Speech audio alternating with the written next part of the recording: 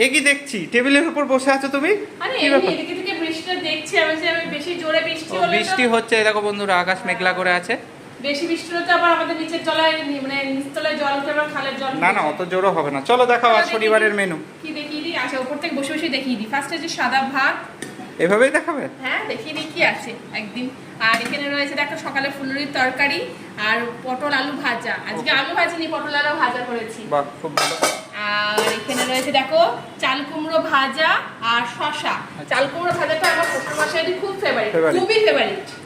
আর এখানে রয়েছে ডাল, এখানে রয়েছে আম ডাল, এখানে রয়েছে আম ডাল।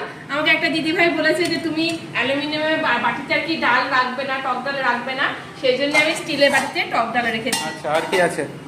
আর এখানে রয়েছে আলু পানিরের তরকারি। আলু পানির, বাহ খুব সুন্দর। আলু পানিরের তরকারি আর রয়েছে শেষ পাতে আমের চাটনি। চলো, এই তো হয়েছে আজকের মেনু।